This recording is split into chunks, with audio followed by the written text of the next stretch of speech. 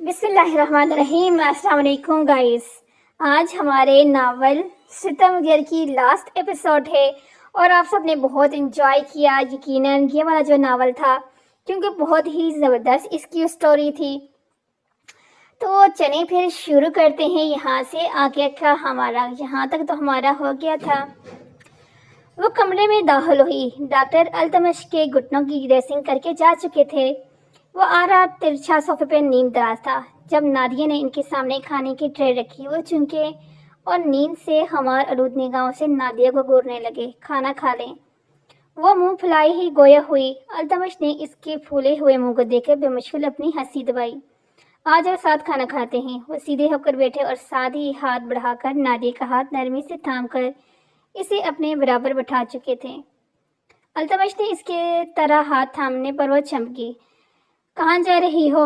Nadia نے التمش کے سامنے محض چند لمحے ہی گلے میں اتارے تھے۔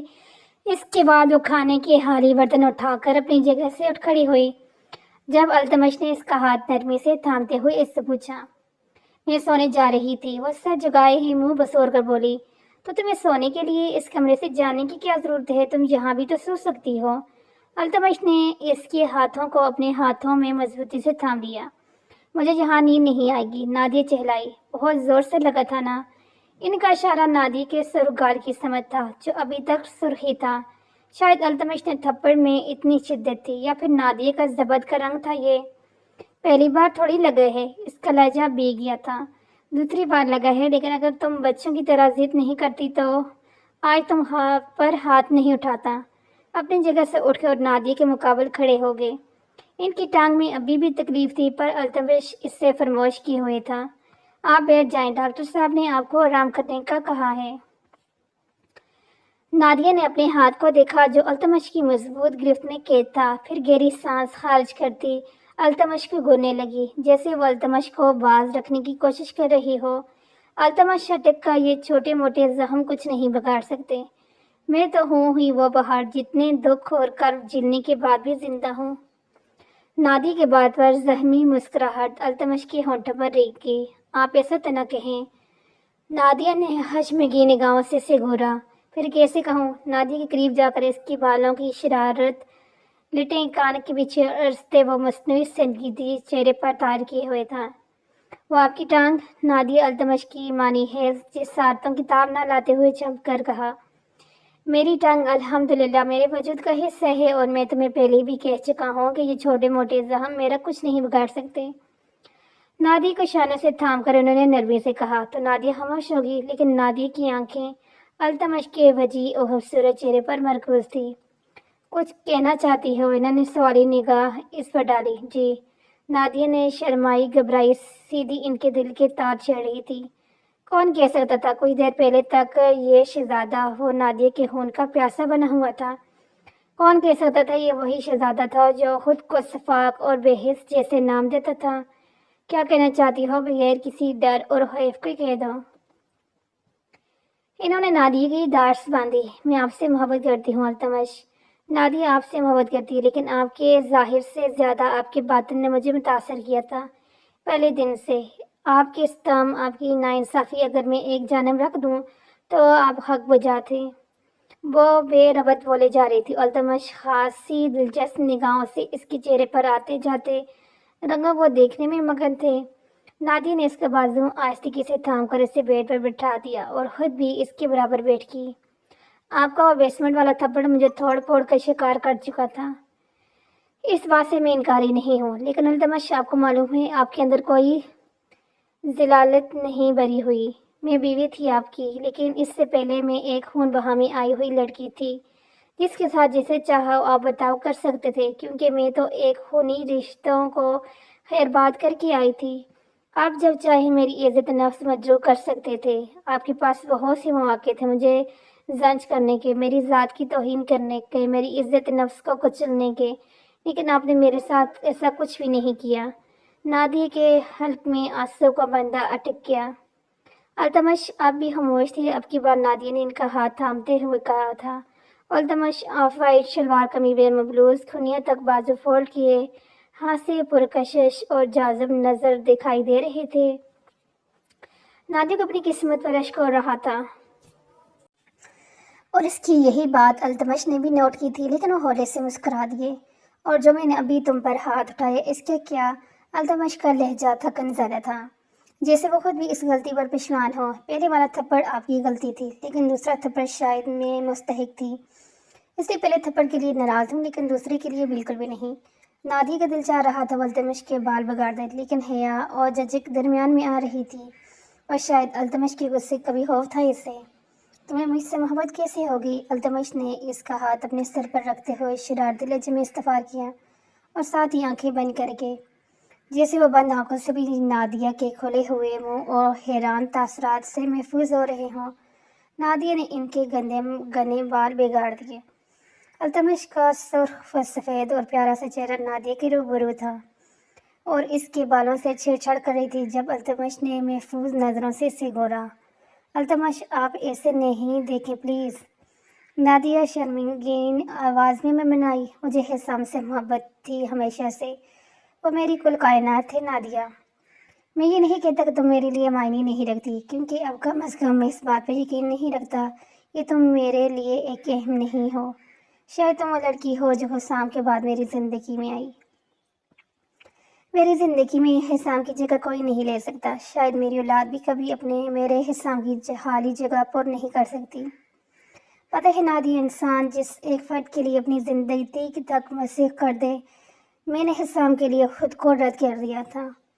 اماں جان کی موت کے بعد مجھے لگنے لگا تھا میں زندہ کیسے ہوں۔ تب میں اتنا چھوٹا نہیں تھا، لیکن اتنا بڑا بھی نہیں تھا کہ خود کا سہارا بن سکوں۔ تب میں نے اپنے آنسو خود صاف کیے حسام کی خاطر۔ بچپن میں وہ رات کو بہت روتے تھے، کبھی کبھی بابا گہری نیند میں ہوتے تو میں حسام کو اٹھائے ساری ساری رات جاگتا تھا، کیونکہ حسام کو عادت تھی دن میں سونے کی اور رات میں جاگنے کی۔ ان سب میں مجھے صبح کالج بھی جانا ہوتا تھا، پھر واپس آ کر حسام کی دیکھ بھال میں لگ جاتا تھا۔ بابا جانی پنچایت کے سرپنچ تھے، تو انہیں بھی مردانہ خانے کو وقت دینا پڑتا تھا۔ آہستہ آہستہ حسام کے گرد میری زندگی کا ایک محسوس دائرہ کار بن گیا، اور جب میں کچھ سنبھلا ہی تھا تو بابا جانی حال کے حقیقی سے جا ملے۔ وہ دن بھی میری زندگی کے ایک تارک اور خوفناک دن تھا، پر تب بھی میں نے صبر کا دامن نہیں چھوڑا، کیونکہ حسام کی صورت میرے پاس جینے کی وجہ موجود تھی۔ بابا جانی نے میری تربیت میں کوئی کمی نہیں چھوڑی تھی، میں اور حسام ان کی زندگی تھے۔ ہماری خاطر انہوں نے دوسری شادی نہیں کی۔ وہ پل بھر کو گہرا سانس کھینچ کر خاموش ہو گئی۔ نادیہ ہانکوں کی طرح سامنے بیٹھے شاندار شہزادے کو دیکھ رہی تھی۔ التمش کی شہد رنگ آنکھوں میں ہلکی سی نیمی بھی تیر رہی تھی جب نادیہ کی آنکھوں سے آنسو کا سیلاب انبر آیا تھا۔ پھر آگے کیا ہوا التمش؟ نادیہ نے ان کے ہاتھ کو سہلاتے ہوئے پوچھا۔ پھر حسام کو شوق چڑھا تھا کہ میں شادی کر لوں، ان کے لالا جان شادی کر لے، انہوں نے تو کوئی لڑکی بھی ڈھونڈ لی تھی، ان کے کہنا تھا وہ لڑکی میرے لیے بنائی گئی ہے۔ التمش کی بات پر نادیہ کا دھیان فوراً حسام اور اپنی ملاقات کی سمجھ گیا۔ جس طرح سے وہ نادیہ سے اس کا نام پوچھ رہا تھا اور جس طرح سے وہ نادیہ کے سامنے آنکھیں جھکا کر بات کرتا تھا، نادیہ کو چمکا سا ہوا کہ شاید وہ لڑکی نادیہ ہی تھی جو حسام نے اپنی لالا جان کے لیے پسند کی تھی۔ اور پھر اپنی سوچ پر خود ہی سر جھٹکتی التمش کو دیکھنے لگی۔ نادیہ، راحم سیال میرے لیے بہت اہم تھا۔ وہ لڑکا بے شک میرا ملازم تھا، لیکن میں نے کبھی بھی اس کے ساتھ برا برتاؤ تک نہیں کیا، لیکن پھر بھی اس نے مجھ سے میرے لہتے جگر کو چھین لیا۔ میں حسام کو دیکھ کر زندہ تھا نادیہ، اس انسان کے لیے میں سب کچھ کر سکتا تھا، مر بھی سکتا تھا۔ ایسے میں اگر وہ شخص اچانک پیروں کے نیچے سے زمین کھینچ لے تو میرے جیسا انسان بدحواس تو ہو جاتا ہے، زندگی کا کلر بلائی ندر ہو جاتی ہے، اور اس کا انداز بس اسی کو ہوتا ہے جس کے ساتھ گزر رہی ہو۔ ساری دنیا اب تک کے سب رشتے سب بےمعنی ہو گئے تھے میرے لیے۔ میں تو بس ایک ہی جواب چاہتا ہوں کہ آخر کی خدا نے مجھ سے میری جینے کی وجہ چھین لی۔ وہ نادیہ کے سامنے سر جھکائے اپنے اندر کا کرب، بے بسی، دکھ نکالنا کر باہر کرنا چاہتے تھے، لیکن ان کا لہجہ سخت بھی تھا، جیسے وہ نادیہ کو آگاہ کر رہے ہوں کہ وہ نادیہ کو بھی اپنی باتوں سے باور کروانا چاہ رہے ہوں کہ راحم کا ذکر التمش کے سامنے آندہ نہ کیا جائے۔ پر اولاد والی بات پر نادیہ کے ہاتھ لرزے تھے اور التمش نے اس کے ہاتھوں کی کپکپاہٹ کو محسوس کیا تھا۔ دونوں کے بیچ ایک بار پھر سے بے نام سی خاموشی چھا گئی۔ التمش، نادیہ نے جھجکتے ہوئے التمش کا چہرہ اپنے ہاتھوں کے پیالے میں بھرا۔ وہ زبردستی مسکرائے تھے جبکہ نادیہ نے اپنے آنسو صاف نہیں کیے تھے۔ آپ کو معلوم ہے زندگی میں کچھ لوگ خوشیوں کے ماد ہوتے ہیں، ساتھ نہیں ہوتے، پاس نہیں ہوتے، نظر بھی نہیں آتے، لیکن ان کی چاہت، ان کا خلوص، ان کی باتیں تاعمر ہماری سوچ، ہمارے الفاظوں میں، زندگی کے ہر پہلو میں مہکتے رہتے ہیں۔ اور حسام تو آپ کی روح کا حصہ تھے، پھر آپ کیوں اور زردہ ہوتے ہیں؟ وہ ہر وقت اپنے لالا جی کے پاس ہی رہتے ہوں گے۔ نادیہ کی محبت پاش نظروں سے التمش کے چہرے پر جم چکی تھی۔ لیکن مجھے میرے ساتھ میرے ہم قدم چاہیے تھے زندگی کے ہر موڑ پر۔ حسام نے میرے ساتھ دھوکہ کیا، وہ چھوڑ گئے مجھے، ان کی مجبوری تھی۔ التمش نے زخمی انداز میں کہا۔ اس میں نہ آپ کا قصور تھا، نہ حسام کی غلطی تھی۔ اللہ جی نے یہ کہانی لکھی ہی ادھوری تھی۔ لیکن التمش یقین کریں، وہ ہر لمحے اپنے لالا کے آس پاس رہتے ہوں گے۔ نادی کی نرم دھیمی آواز پر التمش دلکشی سے مسکرائیں۔ چلیں اب آرام کریں، میں سونے جا رہی ہوں، نادی نے اپنی جگہ سے اٹھتے ہوئے کہا۔ اب التمش کی آنکھوں میں کوئی اور ہی کہانی دکھ رہی تھی۔ التمش کی مانی حیض نرم گرم نگاہیں نادی کے سراپے کی آر پار ہو رہی تھی۔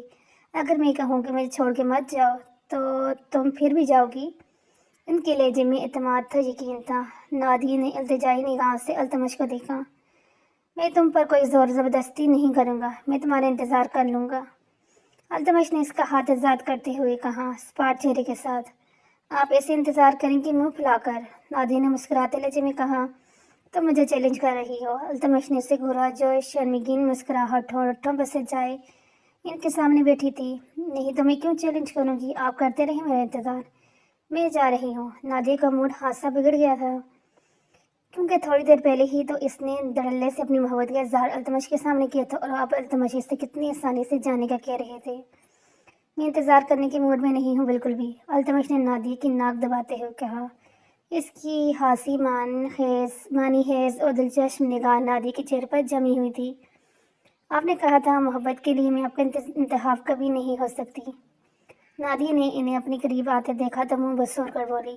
نادیہ نے انہیں اس دن کا تانا دیا جب التمش نے اسے ٹیرس پر کہا تھا وہ کبھی بھی نادیہ سے محبت نہیں کر سکتے۔ ہاں کی تب تو مجھے زہر لگتی تھی، اس لیے۔ التمش نے کندھے اچھائے۔ نادیہ کا منہ پھر سے کھل گیا تھا۔ التمش خود اعتمادی دیکھ کر وہ کیسے دھڑلے سے نادیہ کو زہر کہہ رہے تھے۔ تو اب میں زہر ہی ہوں، استنداد کچا کر کہا، جس پر التمش کا فلک شفاف کے ایک خواص ہوا میں تحلیل ہو گیا۔ نادیہ مستغرب سی ہوگی، وہ تو پہلے سے التمش کی شخصیت اور تھی کہ نین نقوش پر دل ہار بیٹھی تھی، اوپر سے اتنا خوبصورت اور جاندار کہ سننے کے بعد اس کے دل نے ایک بیٹ مس کی تھی۔ نہیں، ابھی تو تم مجھے زہر نہیں لگتی، ابھی تو تم مجھے شیر لگتی ہو، التمش نے محفوظ مسکراہٹ لبوں پر سجاتے ہوئے کہا۔ ان کی بے باکی پر نادیہ جل بن ہی تو گئی تھی، بس سر جھٹکتی واپس جانے لگی۔ التمش نے اسے بیڈ پر بٹھا دیا۔ مجھے آج تنگ مت کرو نادیہ، تنبیہ کی گئی۔ میں نے تنگ کب کیا؟ منچھلا کر رہ گئی تھی نادیہ اس کی بات پر۔ یہ بار بار اچھل کود کون کر رہا ہے؟ پہلے ہی ٹانگ درد کر رہی ہے۔ انہوں نے نادیہ کو آنکھیں دکھائی۔ میں اچھل کود نہیں کر رہی، بلکہ صدف کے پاس جا رہی ہوں۔ ترکی بترکی جوابی کارروائی کی۔ کیوں نکاح صدف کے ساتھ کیا ہے؟ التمش نے بنا لہجے میں کہا۔ نہیں، لیکن التمش کی پیش قدمی کو دیکھ کر وہ الکھلائی۔ التمش محفوظ نگاہوں سے اس کے فک ہوتے چہرے کو دیکھ رہے تھے۔ کوٹ تو اب اس سے ٹائم دو۔ جس کے ساتھ نکاح کیا ہے؟ التمش نے نادیہ کی رائے فرار کے تمام راستے مسترد کر دیے تھے۔ نادیہ کی پلکیں سایہ فکن تھی۔ التمش، اس کی گھبری ہوئی آواز التمش تک پہنچی۔ بولو۔ باریک گبرو لہجے اس کے کانوں کے بیچ قریب گونجا تھا، لیکن وہ پھر بھی خاموش رہی۔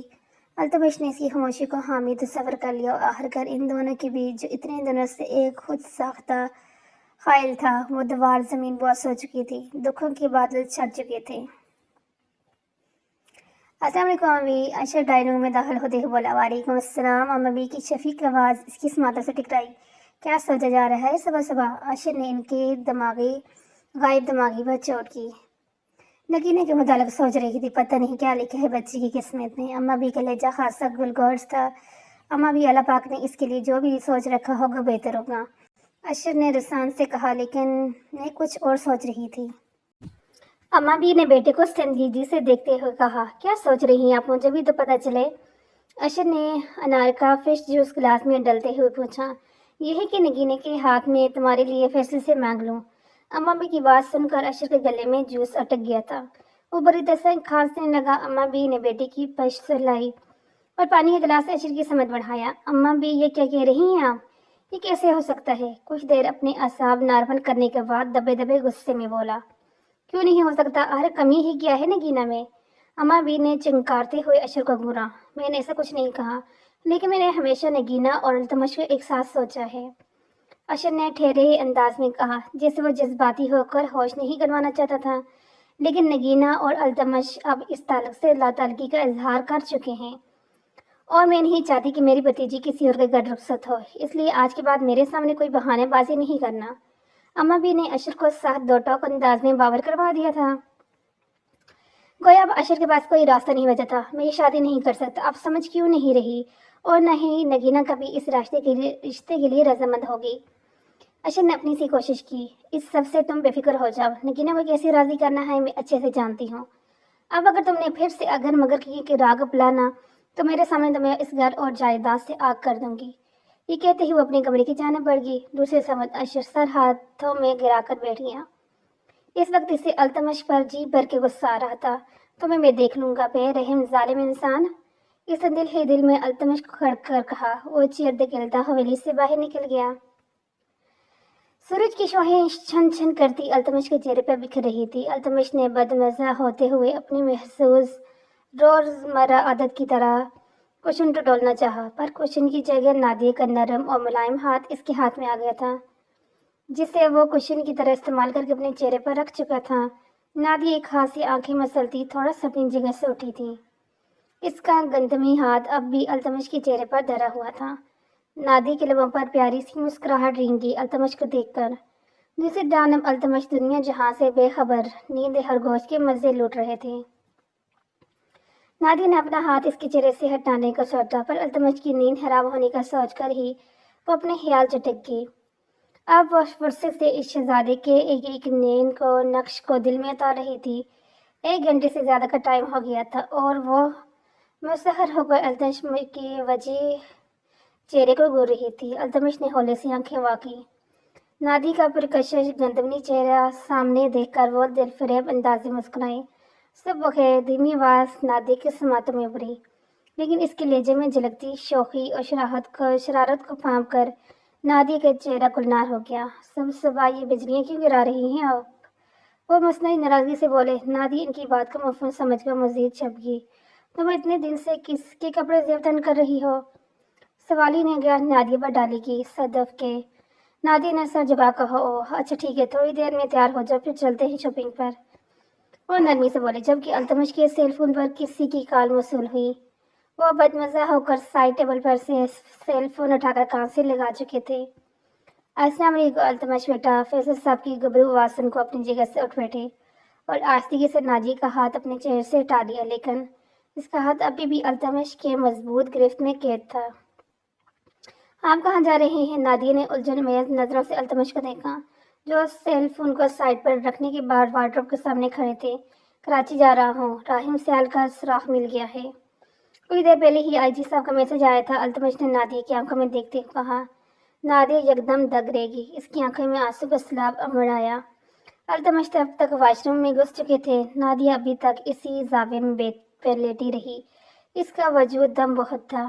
ساکھ دامت نظروں سے وہ کمرے کی چھت کو گھور رہی تھی۔ فریش ہونے کے بعد کمرے آئی تو نادیہ کے زرد پڑتے چہرے کو دیکھ کر ٹھٹک گئی۔ پورا دن اسی طرح لیٹی رہو گی؟ ڈریسنگ ٹیبل سے ہیئر واش اٹھانے کے بعد وہ نادیہ کے وجود پر سرسری نگاہ ڈال کر بولے۔ نادیہ نے کوئی جواب نہیں دیا اور دوپٹہ درست کرتی کمرے سے باہر جانے لگی۔ رک جاؤ نادیہ، گبرو آواز اس کانوں میں گونجی۔ اپنی جگہ جم سی گئی، اس کے ڈگمگاتے قدم کارپیٹ پر جم سے گئے تھے۔ تمہارے چہرے کا رنگ کیوں اڑا ہوا ہے؟ قیمتی پرفیوم خود پر اسپرے کرنے کے ساتھ ساتھ وہ نادیہ سے مخاطب بھی تھے۔ ایسا کچھ نہیں ہے۔ لاکھ کوشش کرنے کے باوجود نادیہ کی آواز بھیگ گئی۔ ایسا ہی ہے، دراؤ بازو پر کلفس لگاتے ہوئے اپنے پاس آنے کا کہہ رہے تھے۔ نادیہ چھوٹے چھوٹے قدم اٹھاتی اس کے پاس آئی۔ اس وقت اسے چھوٹے بچے کی مثال لگ رہی تھی، جسے اپنی قیمتی چیز کے کھو جانے کا خوف ہو۔ التمش نے آستگی سے اس کی گرد اپنا مضبوط حصارہ قائم کیا اور نادیہ کا سر سہلانے لگے۔ جو میرے رب نے لکھا ہے وہی ہوگا۔ میں سمجھ سکتا ہوں تمہاری دلی کیفیت، پر میری مجبوری کو سمجھو۔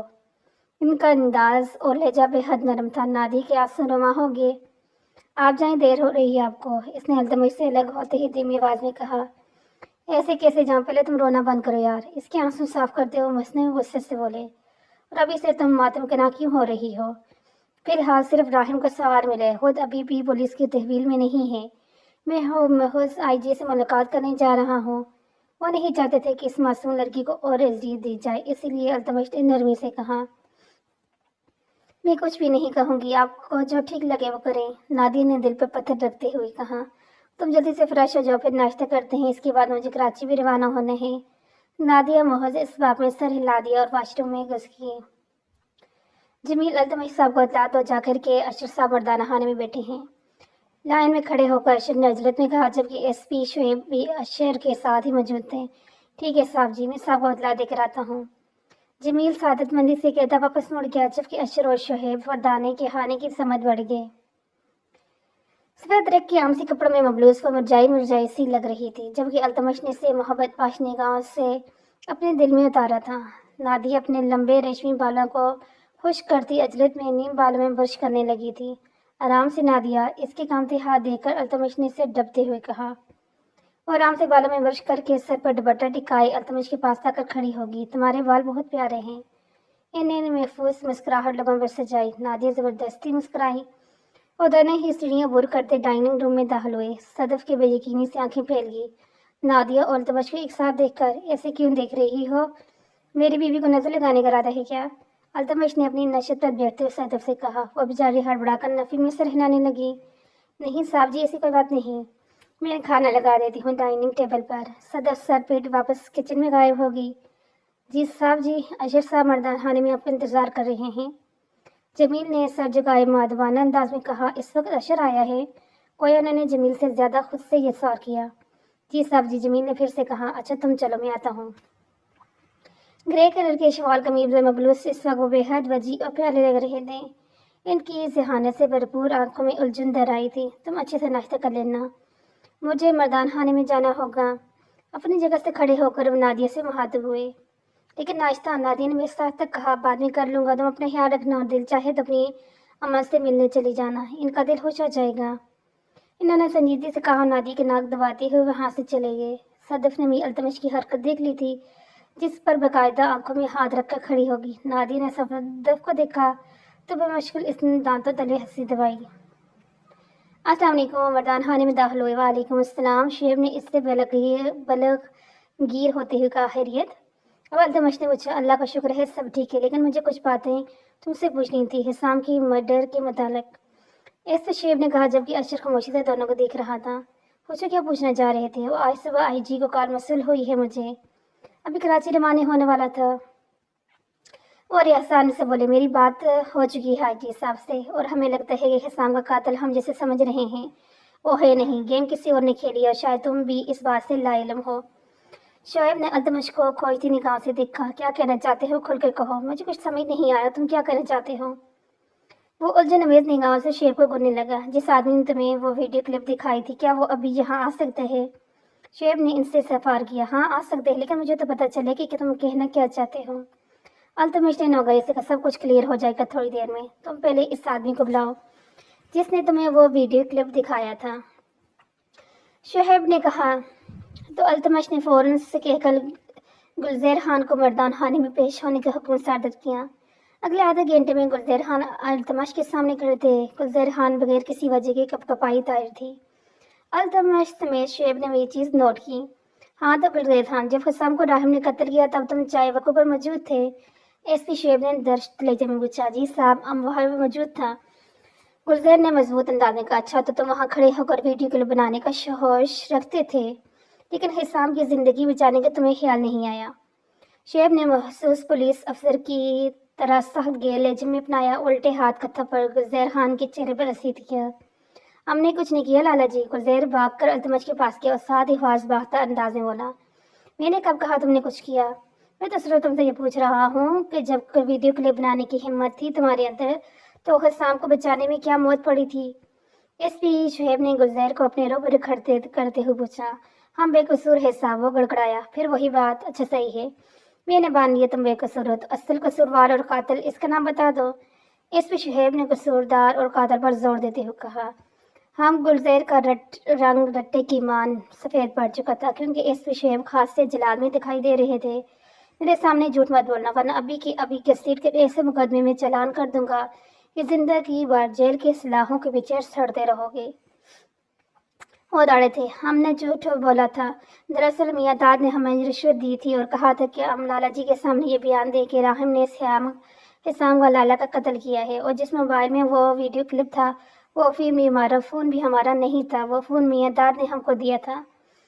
गुलज़र मुहिज़ एक पुलिस अफसर की डोस और धमकी के सामने सारा सच अपने महसूस लब व लहजे में उगल चुका था, जबकि अल्तमश की कान साएं साएं करने लगे। मियाँ दाद को अच्छे से जानते थे कि वही शख्स था जिसने गांव के एक उम्र रसीद शख्स की ज़मीन पर अपना कब्जा जमा लिया था, और इसके बाद अल्तमश ने पंचायत के फैसले में वो ज़मीन वापस इस उम्र रसीद आदमी के हवाले कर दी थी। लेकिन इस छोटी सी बात की मियाँ दाद ने इन्हें इतनी बड़ी सज़ा दे डाली थी। नवाज जल्द जैसे इस कमीने को घसीट के मेरे सामने पेश करो। इनकी आंखें शोलाबाज थी, शहद रंग आंखों में चिंकारियां चल रही थी। जब्त की वजह से अल्तमश की मुट्ठियां भीज गई थी। कुछ ही लम्हे बाद मियाँ दाद इनके सामने खड़े थे, फक होते चेहरे के साथ। लाला जी, आपने मुझे याद किया? पूरे तमाद अंदाज में गोया हुई। हिसाम को किसने कत्ल किया है मियाँ दाद?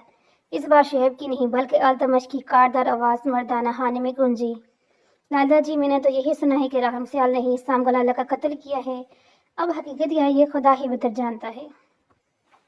मियाँ दाद ने मसनूई अफसरदगी चेहरे पर ताहिर करते हुए कि बकवास बंद कर अपने कमीने गलीज इंसान। वो एक चस्त से अपनी जगह से उठ खड़े हुए। इनके घुटनों के जख्म अब भी ताज़ा थे। तकलीफ की शदीद लहर अल्तमश के वजूद में दौड़ गई, पर वो इससे चीज़ की परवाह किए बगैर गुस्से में चिंकारे, मैं बकवास नहीं कर रहा लाला जी। मियाँ दाद भी अब कुछ हद तक सहम गया था। इसके चेहरे पर पसीने की बूंदें चमकने लगी। मेरे हिसाम को तुमने मार डाला। अपनी ओना और बेइज्जती के इंतकाम के चक्कर में वो इस पर चमके थे। अशी ने बेमुश्किल इन्हें मियाँ दाद से दूर किया। मैं क्यों मारूंगा? आपको ज़रूर कोई गलतफहमी हुई है। मियाँ दाद ने हल्काते हुए कहा, गलतफहमी? बगैरत इंसान, तुमने मुझसे मेरे खसाम छीन लिया अपने इंतकाम के चक्कर में। वो कारदार कर्ज जब्दा लेजे में गराए। हाँ, मैंने मार दिया हिसाम को, क्योंकि तुम्हें शौक था इंसाफ का झंडा लहराने का। इस दिन तुमने मुझे मेरे मजमे में के सामने इस बुढ़े से माफ़ी मंगवाई, तो मेरी तरफ से यह हकीर सा तोहफा था। मियाँ दाद ने बेखौफ होकर अपना जुर्म तस्लीम किया था। अल्तमश का सब्र का बेलमाना लबरेज हुआ। वो अशर की तरफ से निकलकर मियाँ दाद के चेहरे पर थप्पड़ों मुक्कों घोंसले बरसाने लगे। एक जुनूनी सी कैफियत ताहिर थी इनके चेहरे पर। एसपी शोएब अशर इनकी एक इंसान को काबू नहीं कर पा रहे थे। मियाँ दाद अपनी नाक और चेहरे पर पड़ते थप्पड़ों मुक्कों से आधा मुंह हो गया। लेकिन अल्तमश के अंदर गुस्सा खत्म होने का नाम नहीं ले रहा था। अल्तमश, छोड़ो, इससे मर जाएगा। कानून को हाथ में मत लो। अशर दाड़ा। वो शोएब कब से हलकान हो रहे थे अल्तमश को काबू करने के लिए, लेकिन फिर भी अल्तमश इनसे काबू नहीं हो रहा था। तुम हट जाओ मेरे रास्ते से। अल्तमश ने तेज में आकर अशर को थप्पड़ जड़ दिया और फिर से मियाँ दाद के पास जाने लगे। बेशक मुझे मार भी दो, लेकिन मैं तुम्हें इस गलीज इंसान के गलीज खून से अपने हाथ रंगने नहीं दूंगा। अशर ने अल्तमश से ज्यादा ऊंची आवाज में कहा, मरोगे मेरे हाथों से अशर। अल्तमश ने अशर को गिरबान पकड़ते हुए फिर कर कहा, मार दो, लेकिन जब तक मैं जिंदा हूँ तो मैं ये नहीं करने दूंगा। अशर ने इत्मीनान से कहा, मेरे हिस्सा का कातिल मेरे रूबरू है, मैं इसे कैसे बख्श दूँ? इसके मीने बेगैरत तो घटिया इंसान की वजह से मैं गुनहगार हुआ। एक यतीम लड़की को बनी बना दिया। एक बेगुनाह इंसान होकर बेकसूर था, वह मेरी दहशत की वजह से अपना घर बार छोड़कर फरार हो गया। सिर्फ और सिर्फ उस कमीने इंसान की वजह से ये सब हुआ। मैं नहीं छोड़ सकता सर शे। अल्तमश ने चिल्ला कर कहा, शोएब, मियाँ दाद को लेकर जाओ। अशर ने शोएब को देखकर संजीदगी से कहा, जबकि अल्तमश ने अशर को खुद से दूर करने की सही की। एसपी भी नाजुक सूरत हाल को समझते हुए मियाँ दाद के नीम मुर्दा वजूद की समझ बढ़े। मियाँ दाद इस वक्त नीम मुर्दा हालत में था। एसपी शोएब ने नवाज और जमील से कहकर मियाँ दाद को उठाने का कहा। शोएब, तुम बीच में नहीं आओगे। अल्तमश ने अशर को धक्का देकर कहा, लेकिन तब तक जमील और नवाज मियाँ दाद को घसीट कर एसपी शोएब की गाड़ी के अंदर डाल चुके थे। अल्तमश लम्हे लम्हे दग भरते हुए शोएब की गाड़ी के पास गए। तुम दोनों को मैं देख लूंगा। नवाज और जमील पर सख्त नागवार निगाह डालकर वो आगे बढ़े। सदर किशोर गेस्ट साहिब, नादिया ने नाश्ता बराए नाम ही किया था, क्योंकि सुबह सुबह इसका दिल बोझल हो गया था। अभी वो लाउंज में बैठी खुद को परसकून करने की कोशिश कर रही थी, जब इसकी कानों में किसी के चिल्लाने की आवाज़ें गूंजी। इसका दिल मजीद घबरा गया। लगता है साहब जी की आवाज़ है। थोड़ी देर पहले मुझे भी ऐसी आवाज़ें सुनाई दी थी, सदफ ने भी घबराई लहजे में कहा। अल्तमश का जिक्र सुनकर नादिया ठटकी और राहदरी बुर करती बड़े हवेली के सब्ज और वसी लाइन में आ गई। التمش اشر کی تیز آواز مردان خانے کی سمت سے آ رہی تھی، وہ بھی مردان خانے کی سمت بڑھ گئی۔ صدف اس سے منع کرتی رہی کہ نادیہ اس طرف نہ جائے، کیونکہ التمش نے سختی سے منع کیا تھا کہ حویلی کی کوئی بھی عورت مردانہ خانے کی سمت نہیں آئے گی۔ لیکن وہ صدف کی آواز کب سن رہی تھی، وہ تو جلے پاؤں کی مچھلی کی طرح تڑپ رہی تھی۔ التمش کی دل دہلا دینے والی گراہٹ اسے خوف میں مبتلا کر رہی تھی۔ وہ مردانہ خانے کی سمت بڑھ گئی۔ جب اس کی نگاہ التمش پر پڑی، وہ سیاہ رنگ کی گاڑی سے کسی زیرو کو گھسیٹ کر نکال رہے تھے اور دوسری جانب اشر و شعیب انہیں ایسا کرنے سے روک رہے تھے۔ التمش وہ چہلائی، وہ جو بے رحمی اور صفاقت سے مینداد کی درگت بنا رہے تھے۔ نادی کی آواز سن کر اپنی جگہ مجنون ہو گئی۔ کیا کر رہے ہیں، چھوڑیں اسے۔ التمش کے بازو تھام کر گھرائی۔ اشر اور شعیب ہانکوں کی طرح نادیہ کو دیکھ رہے تھے۔ اشر کے لیے نادیہ اجنبی نہیں تھی، لیکن شعیب نے اشارے سے اشر سے کہا۔ سامنے کھڑی اس گندمنی رنگت والی پرکشش اور معصوم لڑکی کی بات پوچھی۔ تم کیوں آئی ہو یہاں؟ اشر نے تیکھی نظروں سے گھورا۔ آپ اس آدمی کو کیوں مار رہے تھے؟ وہ بھی نادیہ تھی، مجال ہے اس پر التمش کے سخت اور تیز لہجے کا کوئی اثر ہو۔ جاؤ یہاں سے ابھی اور اسی وقت۔ نادیہ کے ملائم ہاتھوں سے اپنا بازو آزاد کر کے بولے۔ میں نہیں جاؤں گی جب تک آپ مجھے سچ نہیں بتائیں گے۔ آخر کیوں پیٹ رہے ہیں آپ اس آدمی کو؟ وہ بھی تیز آواز میں چہلائی۔ التمش نے گہرا سانس کھینچ کر اپنے اعصاب نارمل کرنے چاہے۔ میں تمہیں نہیں بتا رہا ابھی، اس لیے جاؤ۔ اس کی آواز میں تھکن دہرائی تھی۔ بھابھی آپ اسے لے کر جائیں یہاں سے پلیز۔ اشر جو اتنی دیر سے خاموشی سے نادیہ کو دیکھ رہا تھا، سنجیدگی سے بولا۔ التمش نے اسے خونخوار نظروں سے گھورا، گویا جیسے وہ اشر کو آنکھوں کے ذریعے ہی مار دینے کا ارادہ رکھتے ہوں۔ چلیں التمش۔ نادیہ اشر کو بھی جانتی تھی، اس لیے اس کا شک اب یقین میں بدل گیا کہ التمش ضرور کچھ غلط کر رہے ہیں۔ میں نے کہا میں نہیں چل رہا، ضد مت کرو۔ وہ اسے خود سے دور کرتے ہوئے دبے دبے غصے میں چلائے، لیکن تب تک اشر شعیب کی گاڑی کی ڈرائیور سیٹ سنبھال چکا تھا۔ وہ دیکھتے ہی دیکھتے زن سے شعیب کی گاڑی اڑا کر لے گیا۔ التمش نے کھا جانے والی نظروں سے نادیہ کو دیکھا، وہی جیسے سارا قصور ہی نادیہ کا تھا، کیونکہ اب مینداد کو اشر لے کے جا چکا تھا اور یہ سب نادیہ کی بحث کی وجہ سے ہوا تھا۔ شعیب تم بے شک پولیس آفس سے رہو، لیکن مینداد کا قتل میں کروں گا۔ تم یا پھر اشر دور ہو جاؤ اس معاملے سے، لیکن اس کمینے انسان اشر کو فون کر کے کہو کہ آدھے گھنٹے میں مینداد کو لے کر مردان خانے پہنچے، ورنہ مینداد سے پہلے اشر افتخار میرے ہاتھوں سے مارا جائے گا۔ ناگواری اور استد میرے سے کہتے وہ نادیہ کی سمت مڑے، اور تم چلو میرے ساتھ۔ نادیہ کا ہاتھ تھام کر بڑی حویلی کے اندرونی حصے کی طرف بڑھ گئے۔ تم کیوں آگے وہاں؟ نادیہ کو صفحے پر اپنے سامنے بٹھا کر دبے دبے غصے میں چلائے۔ کیونکہ آپ کے چہلانے کی آواز میں نے سنی تھی، وہ منمنائی۔ التمش خاصے غصے میں دکھائی دے رہے تھے۔ میں چاہے مر بھی رہا ہونا تب بھی حویلی کے اس حصے میں کبھی داخل نہیں ہونا۔ اس حویلی کے کچھ اصول ہیں نادیہ، جن کا تمہیں بھی احترام کرنا ہوگا۔ نہ چاہتے ہوئے بھی ان کا لہجہ ساتھ ہو گیا تھا۔ آپ پھر سے غصہ کر رہے ہیں، نادیہ نے برے برے منہ بنا کہا، کیونکہ تم کام ہی ایسے کرتی ہو، لیکن آج کے بعد یہ غلطی پھر سے نہیں دہرانا۔ سمجھانے والے انداز میں بولے۔ لیکن وہ آدمی کون تھا؟ وہ نادیہ تھی، جسے سامنے کے غصے سے کوئی خوف محسوس نہیں ہو رہا تھا، کیونکہ اب وہ اس انسان پر یقین کرتی تھی کہ وہ اس سے کبھی اذیت نہیں دے گا۔ حسام کا قاتل تھا وہ، جس کی خیر خواہ بن کر تم آگی ہو۔ میں نہیں آنا چاہیے تھا ابھی۔ التمش نے روحان سے لے جائیں۔ کیا حسام کا قاتل؟ ایک دم یقین سے چلائی۔ ہاں حسام کا قاتل۔ التمش نے گہری سانس خارج کرتے ہوئے کہا، لیکن ایسے کیسے ہو سکتا ہے؟ نادیہ الجھی، راحم بے قصور ہے، حسام کو کسی اور نے مارا ہے۔